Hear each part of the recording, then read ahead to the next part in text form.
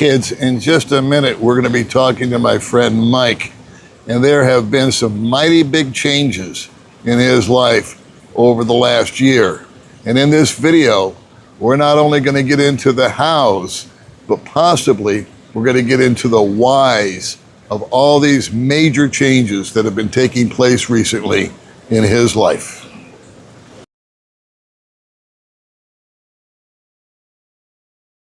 Alrighty, kids, as I mentioned in the little introduction there, I am here today with my friend Michael, who is a newly divorced man.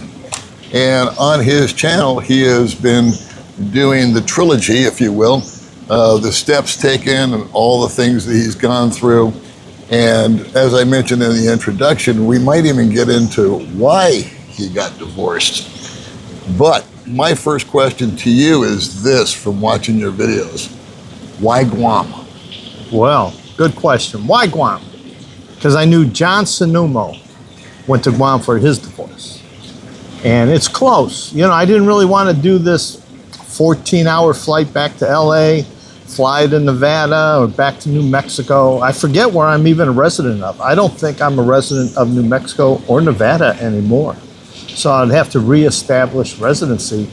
And Guam just seemed easy. You know, 3-hour flight, 7-day residency requirement.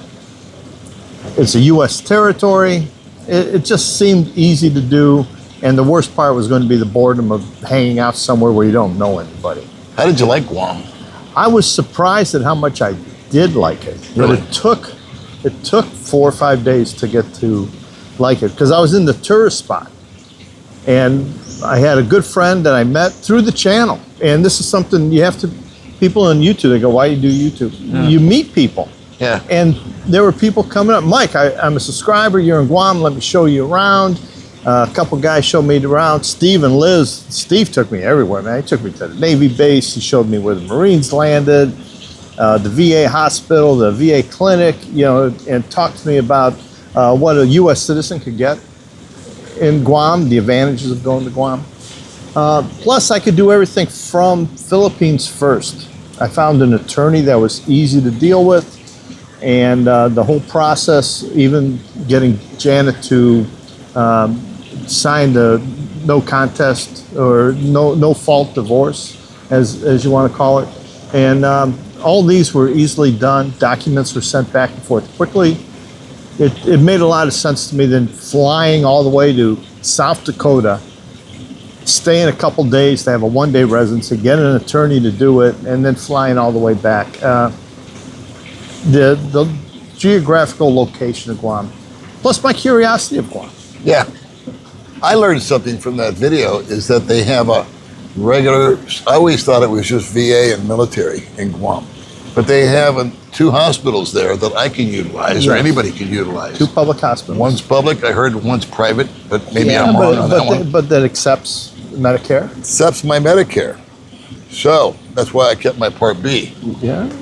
No, I do not. I do not. But my savings account is growing at a snail's pace, because at $200 a month adds up quickly. Yeah, right. That's why I'm going into the negative. So how much did this whole enchilada cost you? Well, everything from start to finish was just roughly $6,000. My expenses. See, he could have gone to Vegas on $6K and gotten it done in 1 day and had a hell of a time. $6K Vegas? Yeah. I would need maybe a zero behind that. No ways. I don't care if the divorce was free. I would have spent more than $6,000 in Las Vegas, or any place you go to travel in the U.S. Everybody tells you how expensive it is. And, you know, just filing for a divorce, and if that's all you're doing is just filing a divorce and there's nothing else on your agenda, yeah, you can do online. But my divorce, I think, is complicated in the aspect of I want complete freedom, and I want my ex-wife Janet to have complete freedom also. There is that part. Embellish on that a little bit, please, because what I understand is I could pick up and go, let's just say to Vegas, and I'm going to go visit my kids, and I decide I'm going to divorce my wife, and I can file for divorce, and over a period of time, I could sign off on it, she wouldn't show up for court, so I'd win by default. I know guys that have done it. And then I could come back and I would be single and she would be married. That's not cool.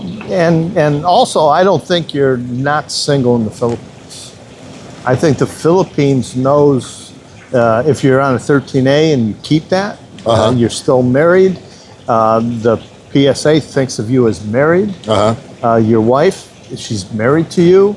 So let's say you start dating again, and out of jealousy, well, you know, he's my husband. And you start living with somebody. Oh, they're cohabitating.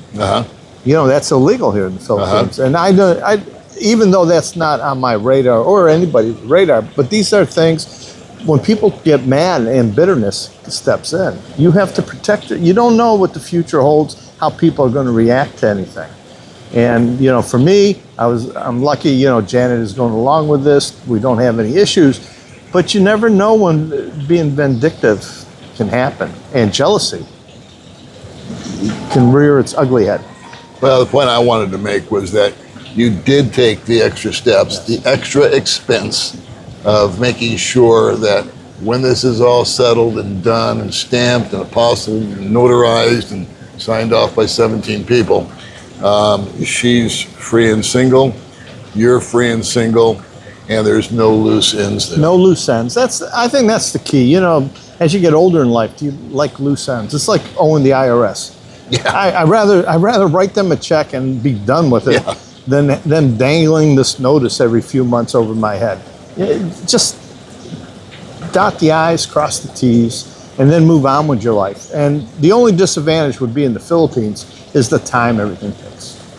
A week turns into a month turns into 3 months. Yeah. It just takes time. It is like molasses out here. And I don't want to forget this. There's Mike's side and there's Janet's side. There's two sides to every story. And so I want to make it clear, I should have done this at the onset of the video. Janet's welcome to come on my channel anytime that she wants and give her side of the story. Are you cool with that? Yeah. All right. All right. So Gio and now you, Mike. Is it common to get a divorce in the Philippines? I think divorce is not that common. I think desertion is common. I think there's a lot of guys who are married and then they just say, screw it. And they just pack up and leave. They might go all the way back to their home country. They might go to another island. They might go to Thailand. They just pack up and leave. And there's all your loose ends. You're in a different country now. There's no laws that can be enforced. Don't get married again until you're completely divorced, you know, but no one's going to come and get you because you're married in the Philippines and you deserted your wife. Gotcha. And for all the negative things people talk about Filipinas and Filipinos, where you have single mothers, a lot of the men desert the woman when she has the baby. Don't become that. And that's just my own personal thoughts. Do whatever you want, whatever rocks your boat. But a lot of guys desert. But on the point you're trying to make with Gio and me and divorce, I don't think it's common. I think the happy marriage is far more common than the unhappy marriage. Okay. I think more and more people, they just live together, and you see so many different couples that are happy, and they're not holding hands walking on the beach every day, but they're living a very happy life. They've been together for years, you know, and that honeymoon stage is over, and business is business. You know, they're serious when it's time to be serious, and they have fun, and they're a good couple, solid partnership. Right. And marriage is solid here in the Philippines. A lot of guys. It really shouldn't come as a big shock. No. Because I think the divorce rate in America is hovering around 50%. That may be an old stat, but that means half the marriages are failing in America and other countries. So just by statistics, I would figure that half the marriages here would fall under the same. Nowhere near half. I'm going to, you know, I only know of 3 in Dumaguete with a failed marriage. Yeah. And I know so many who are married. And maybe the marriage is rough, but they're not splitting up. Gotcha. You know, everybody has their ups and downs. And you know what really amazes me about the video I made about divorce was the comments, I could have seen that coming miles away. Well, you get married in the U.S., chances are you're going to get divorced. I don't ask guys. 50-50. I don't ask guys when they come over here. Were you divorced in the U.S.? I ask, how many times were you divorced? Speaking of how many times, I've heard you've been married 6 or 7 times. This Oh is man, number 8. No, you know that is such malarkey. I think it's more like 12, maybe 13. 13. You know, I mean, let's keep the record straight, okay? Let's keep the record straight. If you're going to make up numbers, make a good number. It's like, how broke am I? You know, I live. If you're going to say I live on $400 a month, come on, make it 100. Yeah. You know, make it a challenge. Okay. All right. So, but divorce is not foreign to you. You've No, been it's through it not. I before. have been divorced before. Okay. All right. More than once. Yes. All right, we're going to take the money shot here. I'm going to throw this one out there. This is what I think I'm curious about, and what I think most people are curious about is, why did you get divorced? Do you feel it was cultural differences, or can you get into any specifics? Well, I don't think it's always cultural differences. You have our mentality is to yell in an argument. We win arguments by yelling, you know, and Filipino culture is more of a tempo, or more of a quiet. And I had a lot of problems with me being loud. I think that's was one of the causes, but it wasn't any one particular cause. It all started basically at the house build, and not at the house build where I'm building a house. Oh my God, I gotta get divorced. It was, I wanted to build. And because at the time I thought I had some health issues that I talked about many times, Janet was firm. She stopped it. We're not building the house, the money in the bank for your health. And this became friction. I wanted to build it and then build the wealth back up after. And she wanted to keep it. And it just sort of like opened the door for more and more little arguments, unhappiness. And then we just started being unhappy. And, you know, wake up in the morning, Janet, you're not happy today. And I wouldn't be happy. And I want to clear one thing up. There's no infidelity. There's no physical abuse. There's no drinking and all this kind of stuff you might have heard about. But it was more that we just weren't happy living in the same house together anymore. And Janet's not pregnant. No, Janet is I not. keep hearing that. I hear that in all the time. comments. No, yeah, Janet's not pregnant. Brad's not pregnant for you or anybody else. And like Mike said, nobody's been dating on the phone secretly behind anybody's back. We were or together any of every that. day, even Right. during these arguments or just being unhappy. I'm not going to say they were arguments. It was just unhappy times together. Little tension. Yeah, you know, she would find it more enjoyable to go hang out with her family, Okay. just to get away. And I'd be sitting at home working or whatever I'm doing. And we were just unhappy. Well, you brought up the house, though. Let's dig into that a little bit. What happened to the land that you purchased and the property? How did that get dissolved, or did it, or where are you at with that? A little warning to everybody. If you're married and you buy property together, Jan and I had an agreement already that if we sold the property, I would get my investment back, the initial cost for the land. And then we would split whatever was left over 50-50. And there was a chunk of it that went to PJ's college fund, PJ is, Janet's son. okay. And we ended up deciding not to build the house. We canceled the contract. We never signed the contract. Just days before signing the contract, Janet put her foot down. She wasn't going to sign anything. She wasn't going to participate in the build. She just didn't want to build this house. So after that, me being a stubborn old coot, I said, well, screw it. If we're not building a house, let's sell the property. And we talked it over. We came up with a number. We got a hold of Alma, and Alma sold it in a week. Okay. And then we sold the property. That took a few months. You know, we got the 50% down, and then once the title was clear, which it is now, and we got the rest of our proceeds, and we split it as we agreed. I got my original investment back, the cost of the property, and then we split everything after that. So there was a little daylight even after you got your money back, Yes. and you were able to give her half, and you keep half. She got half. I got half. PJ got a little bit first. It's just an agreement we had, and we made a tidy profit on the property. Oh, good. And it was quickly sold, and kudos to Alma, Yeah. for getting it sold. She knew somebody who wanted to buy it, And so we got that sold quickly for a profit. Common thing that I hear a lot, and I'm sure you do too, but do you feel that relationships out here are contractual? Oh yeah, I think all relationships are contractual. Even when you're in your 20s and you marry your first girl, you know, right out of college or high school or whatever it is, you know, you make an agreement. Okay, you're working, you're going to put this much in your checking account, your savings, and the rest goes to the household. I do the same thing. We're going to buy a house down the line. You're both on the title of the house. If you sell the house, it's 50-50 split.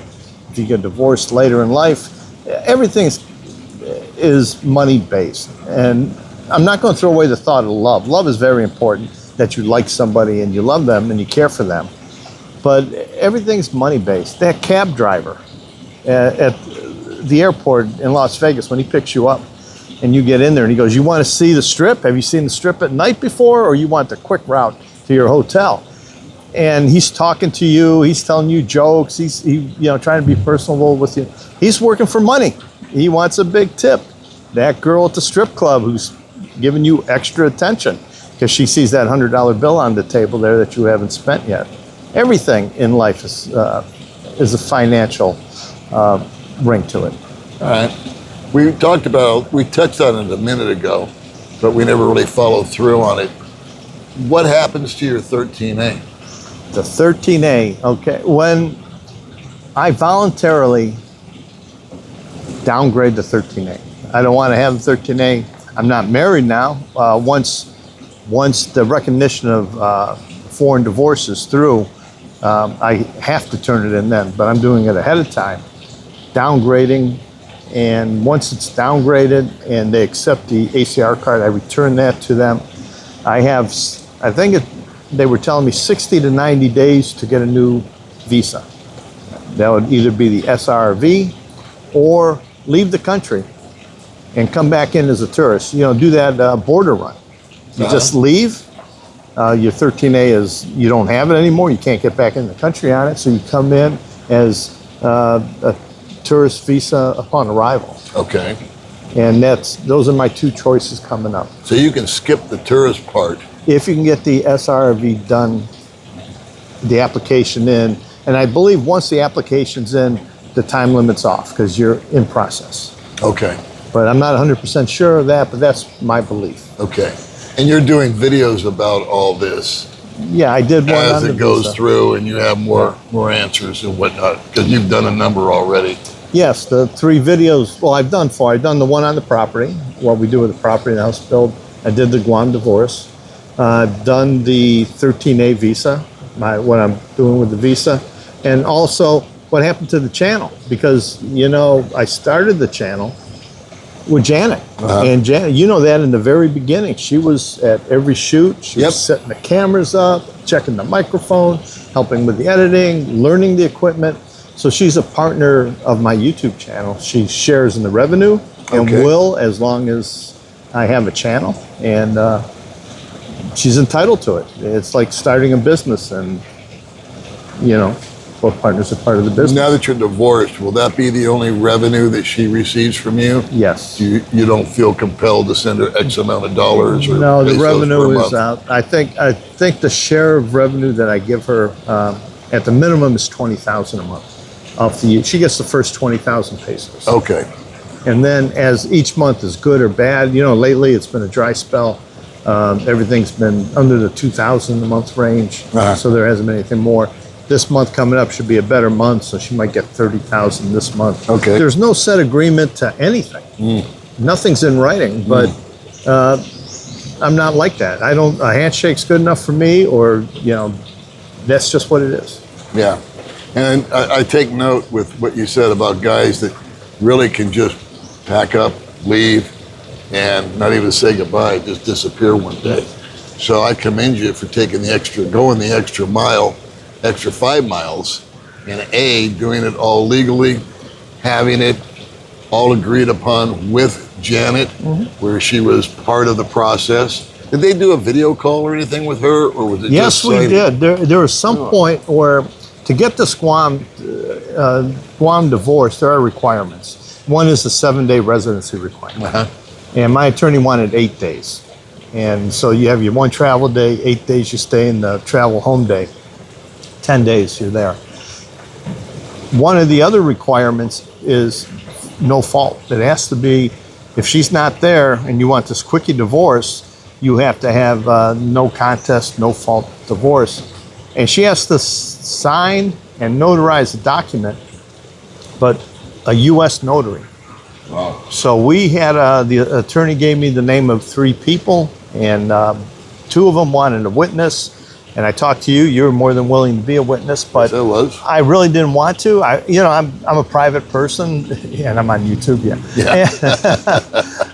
I just Talking about your divorce. yeah, it's divorce. private. It took almost a year to tell you guys about this. Yeah, that was my last question. Yeah. Is how long has this been going on for? Long When time. did it start? The initial angst amongst the 2 of you. Yeah, It's been about a year. Yeah, about a year. We'll get Okay. back to that. But on the no fault document, the attorney sent me the documents. I found one notary in Maryland that would do it online with no witness. We did a Zoom call. I had to send her the copy of my passport and Janet's passport. When she came on the Zoom call, she verified who we are. We held our passports up to the camera on the laptop. She verified who we were. She read both documents, made sure Janet understood everything. Multiple, you sure you understand this? Repeated things. And then we e-signed it. She notarized it. I paid her, I think it was a grand total of $300 for everything, including the shipping of documents. She sent it to our attorney got it, and that was the final bit of requirements that they needed. Ahead of time, I had to give them a copy of the marriage certificate. Wow. My final divorce paper the last time I was married in the U.S. Mm-hmm. Now, I got 12 of those, so I didn't know which one was the final or the last one. I haven't really read the dates, but I sent them all those documents. But your spouse here, Janet, or whoever it is, they have to sign agreeing to a no-fault divorce. They also would not handle custody of children, division of property here, or alimony or child support, because the American government cannot force the Philippine government to say Mike has to pay child support. Or if it's reversed, if I was the Filipino, couldn't force Janet to pay me child Makes support sense. or alimony. So all that you got was a divorce from the U.S. As if you guys have been living there together, saying you got Same divorced thing. there, then Yes. came back here. Yes. Got it. Division of assets here. If there were a lot of assets, you would have to go to the local municipality, and that's where you do that recognition of foreign divorce. I'm sure the question will pop up, do you have any assets, and division of the assets. Well, I apologize for interrupting you, Yeah, no, but it's been about a year in the making. About a year. Yeah, the friction's been around for a while, but it was, we separated June, sometime in June, before June we separated, and we were having problems before that. You don't separate the first day you have problems. We had problems before that. And then we tried to work them out. This is where a lot of rumors were going around and everything, and I wouldn't reply because we were talking, we were trying to fix our differences. What do I have to change? What does she have to change? And it came about in November that we decided, let's just file the divorce. And that's when I started, hiring a lawyer and doing everything. Okay. But she was well aware of everything at each stage. I would send her, I go, I'm sending the money to the attorney, last chance, and let's send the money. And it was mutually agreed upon during the whole process. So you guys agreed to disagree. Agreed to And disagree. both of you are entitled to be happy. And if you're together and you're not that happy, then it's time to reclaim the happiness. It does. And life's too short. This year, especially since Christmas, we had the passing of Mark Thornton, and my friend Tom Hunter passed away Christmas. And then, Monte, and then there's other guys that I've known through the channel that are gone. Yeah. And life is just too short. Yeah. It's not like you're 30 and let's take a year to work through these issues and, Right. you know. Go to counseling. Yeah, all that kind Yeah. of stuff. I don't have the time. Right. I don't have the time in my life. Right. Because I never know when it's the last day. All right. Well, final word. We're going to wrap it up. Final word. Thank you for coming on, by the way. Thank you for being open and transparent. Once again, if Janet's got something that she'd like to say and share, open channel. Always can go on May's channel. I'll leave the guest with, yeah, she can go on May's channel. Talk on there. She's not coming. Last word goes to the guest. Last word goes to the guest. This whole chapter in my life, I'm going to wrap up by the end of the month. I'm going to do one more video where I'm going to answer a lot of questions that were in the original divorce one. And then I'm just going to move on. And I have been moving on. And my close friends here in Dumaguete know what I'm doing. People in Dumaguete have known we've been separated and divorced since the first time. This was no secret to anybody here in Dumaguete.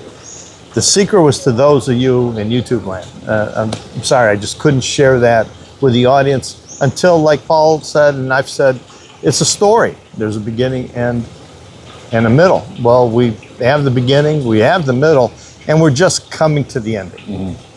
So we're close enough that we can. Yeah, we know what's going to happen here, and it's a matter of tying up the loose ends and the final stamp, and yeah, we got to pay the parking attendant as we leave the parking lot, and that's about it. The one thing a lot of people ask me, and why don't you leave Dumaguete? Why would you just? Oh yeah. Why would you stay in Dumaguete? Yeah. And I thought about that. And I said, I love Dumaguete, and I did nothing wrong. Janet did nothing wrong.